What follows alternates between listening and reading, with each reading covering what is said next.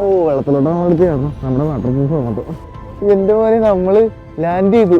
ഈ ഇവിടെ ഇത് കണ്ട നിങ്ങൾ, ഇവിടെ മൊത്തം കറുത്ത മണ്ണ. അത് കണ്ട, അത് വോൾക്കാനിക് ആയതുകൊണ്ടാണ്. അന്റാർട്ടിക്കയിലെ ആക്റ്റീവായിട്ടുള്ള അഗ്നിപർവ്വതത്തിലാണ് നമ്മളിപ്പോൾ നിൽക്കുന്നത്. അതെ, ഇവിടെ ഒരാൾ കിടപ്പുണ്ട്. ഇതാണ് ക്രാബീറ്റർ സീല്. അന്റാർട്ടിക്കയിൽ കാണപ്പെടുന്ന ഒരു സീലാണ്. ഇവിടെ നല്ല കാറ്റുണ്ട്, തണുത്ത കാറ്റിങ്ങനെ അടിച്ചുകൊണ്ടിരിക്കുക. ഇനി നമ്മൾ ഈ കാണുന്ന മലയുടെ മുകളിലോട്ട് പോകാൻ വേണ്ടിയിട്ട് പോവാണ്. ചെറിയൊരു ഹൈക്കിംഗ് ആണ്. ഇങ്ങനെ ഈ ഭാഗത്തെത്തും. ഇത് കണ്ട വെള്ളം ഒഴുകുന്ന നോക്കി, ഐസ് ഉരുകുന്ന, അത് ഒഴുകി പോകുന്ന വഴിയാണ് ഈ കാണുന്നത്. ഈ കാണുന്നത് ഐസാ. അതിൻ്റെ മുകളിൽ മണ്ണ് വന്ന് വീണേക്കണമെന്നുള്ളു. ഞാനേ ഇതിലാണ് കയറി വന്നത്.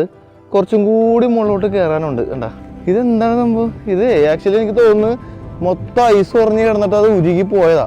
കണ്ട, ആ ഒഴുകിപ്പോയ പാടുണ്ട് അങ്ങോട്ട്. ഈ മലയുടെ ഇടയിൽ ഇതുപോലെ ചെറിയ ചെറിയ ക്രേറ്റർ ഉണ്ട്. അപ്പോൾ ഇതും അങ്ങനത്തെ ഒരു ക്രേറ്റർ, അത് മണ്ണ് വന്ന് മൂടിപ്പോയതാ.